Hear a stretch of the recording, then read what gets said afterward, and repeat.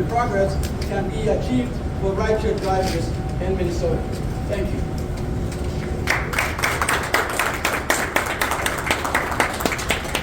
And now, with that being said, I will call one of our hero, City Council Member Wensley, to just address some of the issues. Welcome, Councilman. Good afternoon, everyone. First, I want to say thank you to all the drivers who continue to show up to remind council and the public that you are human beings and workers who deserve to be protected by our city's minimum wage. Today, we approve a 2-month extension in the implementation date to support new and expanding rideshare companies and to give the state legislator the opportunity to finish out their legislative session and pass a strong statewide policy that guarantees minimum wage equivalent to all 10,000 Minnesota drivers. Yes, ma'am. I and my co-authors, Councilmember Chavez, also Councilmember Osmond, who can't join us today, we also gave notice that we will be introducing language to strengthen the ordinance to include fair transparency for riders and drivers and data disclosure. These are crucial provisions needed to assess and enforce this ordinance. And just to conclude, I just really want to note that the ordinance that we passed last month has sparked a national conversation about how everyone deserves a minimum wage and how local elected officials can stand strong for workers to resist corporate pressure and intimidation. Thanks to the drivers organizing continuously and to the majority of my colleagues having the political will to do the right thing, we are on the way to a life-changing raise for thousands of workers of color and immigrant residents. And we are also on our way towards addressing systemic injustice in the transportation ecosystem. We can have a rideshare industry that includes high quality, affordable services for riders, and dignified, good paying jobs for drivers. We can also have a transit system where rideshare is just one part of an ecosystem that includes robust public transportation and multimodal options for working class communities to travel easily around our city and for all workers to be compensated fairly. And today's vote brought us one closer towards making that vision a reality. And I just want to again just say thank you to our drivers, thank you to my colleagues. Councilmember Wensley, we really appreciate your efforts that you put into this work. And now I will just call again Councilmember Chowdhury, who is also one of our heroes. Hello, my name is Councilmember Oreen Chowdhury. I represent the 12th Ward, and I am the Chair of Intergovernmental Relations. So, as was mentioned previously, an extension on the implementation of our rideshare ordinance, fair wage ordinance, was passed today for July 1. I'll tell you what this extension is about. 1, it's a good thing, and 2, it allows us to do our work as a city council. It gives us the time to go through our legislative process. As many of you may know, we have our policy and research team taking the time to help consider the state study and give us data and information and an analysis for us to work off of and have a discussion and figure out what our steps are. This allows us to have time to collaborate with our partners at the legislature that are also working on their respective process around their rideshare legislation. And this creates the opportunity for new emerging rideshare companies that have applied for licenses in the city of Minneapolis and existing mobility options within our city to have the time necessary for them to be viable within the market, and also time for riders to adopt it. I have been consistently in my capacity as IGR chair been talking with state leaders. They have yet to decide their compensation rate and are working on completing their bill. They are asking for time for us to collaborate and again move through those respective processes. And it matters to them that we have the time to determine our policy, and I'm hoping that we're able to have meetings to discuss next steps in our processes, have ongoing discussions on ending any threats of preemption on the city of Minneapolis, and have good faith conversations about our compensation standards. And what matters most here is making sure that we're aligned in our shared values of paying drivers a fair minimum wage in the city of Minneapolis and And I'll finally just note, it is on Uber and Lyft to decide if they will treat their workers fairly, pay them adequately, or continue their egregious behavior in scaring the public with their threats to leave the people of Minneapolis behind.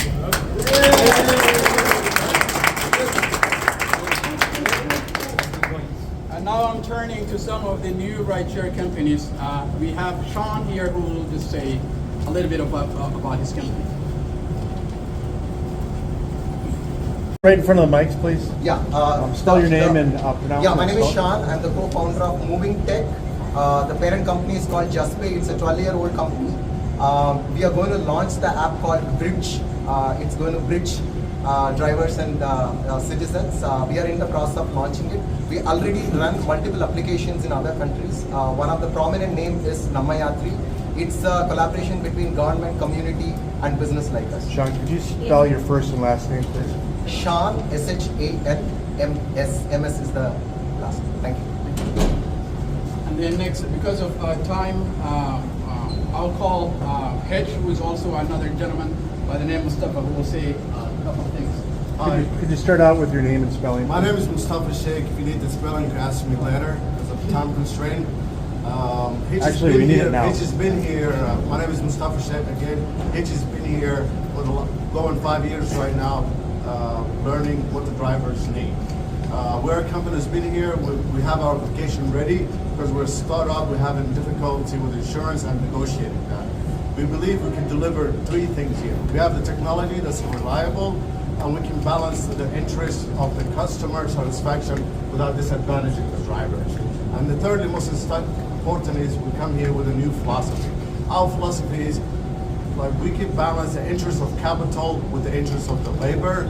And working with the drivers here, I think we're going to do a wonderful job, and it's good for the drivers to fight for them because they've been facing compensation eroding for a long time. And thank you very much. Thank you.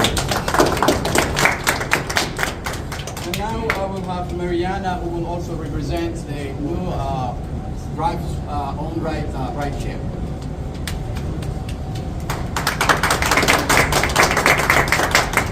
Hi everyone, my name is Mariana Brown. Spelling is M-A-R-I-A-N-N-A, and brown is in the color. Is that okay? Okay, basically right now what I want to speak about is about our rideshare company, Co-op. Basically, it's a rideshare company for the drivers. And we are all excited. We welcome any other rideshare company to the state of Minnesota because all is welcome. We have Uber and Lyft, which we're not asking to go, but they're here. So we can have all the rideshare company and Minnesotans could have choices on what they do. I'm really supporting the Co-op app basically because I feel comfortable with them and basically it's a drag zone. And this is something that's long due, overdue in Minnesota after being taken advantage of by Uber and Lyft. We need to stand firm and stand our ground, and also the politicians there should stand their ground because they were put there by the people, for the people, and not to support only the big corporations. And we need to stand in solidarity and in union to say, we will not take it anymore. Enough is enough, and we want to see solutions and not just try to sweep the things under the rug and tell us, wait till when? We need action now. And now is the time that we need it, and they need to step to the plate and serve us on a silver platter. Thank you. I will also have another representative for the Co-op, Mr. Shafi. Thank you. Good afternoon, everyone. My name is Shafi Sugo, S-H-A-F-I-I. Sugo is S-U-G-O-W. As many of you are undoubtedly aware, our recent announcement regarding the establishment of drivers-owned rideshare company has garnered attention. It It is with a sense of responsibility and purpose that we share this news with the residents of Minnesota. In the light of recent development within the rideshare industry, including uncertain stance of UBER and LYFT towards our community, we believe it's crucial for Minnesotans to be informed of our proactive approach. While these multinational corporations have reaped substantial rewards from our community, their loyalty appears to be in question as they contemplate departure and persist in exploitative practices. Our decision to forge ahead with the creation of driver-owned company is driven by an unwavering commitment to serve the transportation needs of our fellow citizens. We refuse to accept a scenario where our communities' access to essential services is jeopardized by corporate interests that prioritize profit over people. Moreover, we commend the city of Minneapolis for its steadfast effort to enforce a minimum wage for all workers, including rideshare drivers. We stand in full support of these measures, recognizing their significance in upholding principles of fairness and dignity in workplace. In establishing our own rideshare platform, we aspire to set a new standard of excellence, one that prioritizes the welfare of drivers and passengers alike. Transparency, accountability, and community engagement will guide our operations as we strive to deliver exceptional services while championing the equity and inclusivity. We extend an invitation to all residents of Minnesota to join us on this journey as we endeavor to shape a future where transportation remains accessible, reliable, and fair for all. Together, let us embark on this endeavor with optimism and determination, knowing that a positive change is within our grasp. Thank you for your attention. And now I'm going to turn to the labor. So we have JLC here from MULDA and LYFT, and also Ibrahim, who is from SEIU. Good afternoon. My name is Chelsea Glavitz, CHELSIE, Glavitz, GLAUBITZ, and I'm the president at the Minneapolis Regional Labor Federation of the AFL-CIO. We represent all of the unionized workers and the workforce throughout Minneapolis and throughout the region. Now, we, as a community, are asking that Uber and Lyft be held accountable for these actions and for these issues are being led by the very leaders that are here today and have been showing up for the last 2 years. On March 7th, when the Minneapolis City Council approved the minimum pay requirement for rideshare drivers, it launched a very important statewide conversation and it has started to lead the way. We support the work to increase these minimum standards, and we support the move to July 1st. You have the word of the entire labor movement that we are going to help get this across the finish line. Taking on these large companies is a David versus Goliath job, and we're all doing it together here, and we are going to change what's possible for these drivers.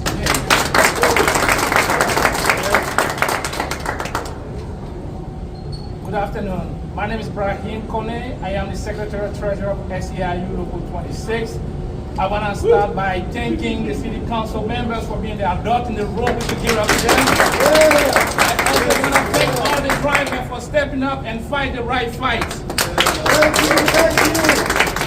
you. Our union believes that all workers, no matter our color or where we come from, we deserve respect and dignity. We know those in power want to divide us by where we live or what we look like, or to distract us from their greed. But this fight we are fighting, it is the right fight to change that dynamic. Are you with me? Yeah. We have been part of this fight for justice for drivers because we know that many of our members, our own members, are also drivers for these companies. This helps them provide for their family as well. And we hear and see what the greed by these companies does to these drivers. We also know our members and families use these services, and we don't want the corporations, the corporate greed, to distract people ability to get around this city. Our union also prides itself on not being afraid of taking on big fight, and this is no different. Are you ready to fight? Yes.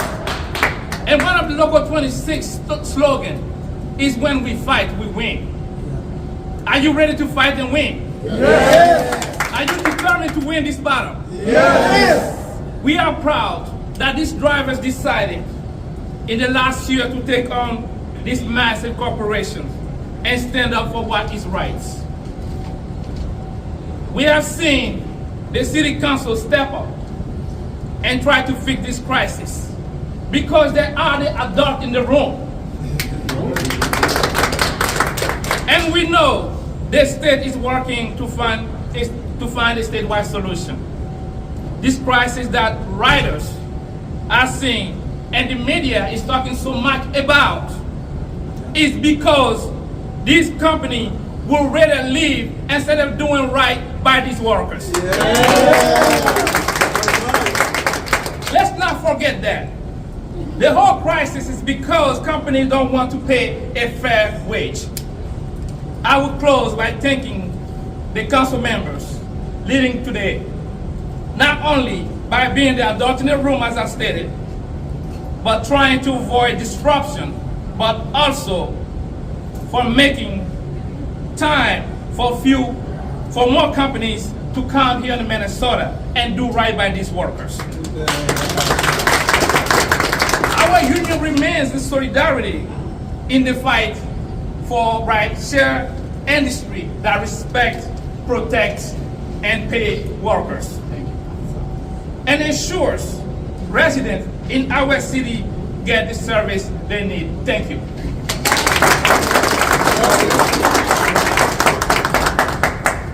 And then I will go someone who has been since day one, who has believed us, who said, I am with you all the way to the finish line. One of our heroes, Mr. Steve, the attorney of MULDA. Welcome, Mr. Steve. Thank you very much. One of the biggest frustrations in this whole situation is the issues have been miscast. Let's look at the real issues. In other cities in the United States, Uber and Lyft drivers make twice as much as these drivers make here. And we'll still make more when these bills pass. So what we see is Uber and Lyft can easily pay these amounts, and does in other cities. They have no additional cost. As you know, all they provide is the software, the same software here, the same software in Bangkok, the same software in Seattle. Yet they want to pay half as much and continue to pay half as much. You know what's even interesting? In 2014, these drivers made twice as much as they do now. They pay for the cars, they pay for the gasoline, they pay for the repairs, they pay for all of that. And as those costs have skyrocketed, Uber and Lyft have been totally insulated while they cut the driver's compensation in half. That's the starting point. Then you get to their claim they're going to leave town. They have provided no evidence, not one shred, even though it was asked for them by the state, that they would be in any economic trouble if they did this. They want to say, we alone can pay an unfair wage because we want to. Then the most important factor, City Council, and now the state legislature looked very carefully twice. A year ago, passed it, and then again this year looked twice at what the financial realities are. Some studies that the Uber and Lyft rely upon estimate that drivers get 31.5 miles per gallon. Driving in city traffic, most of the cars more than 2 years old. How many people think that's credible? It's not. It's below what the feds say. The feds have a standard of what it is. It's lower. When you do that, and don't forget all that's being paid for the drivers, when you do that,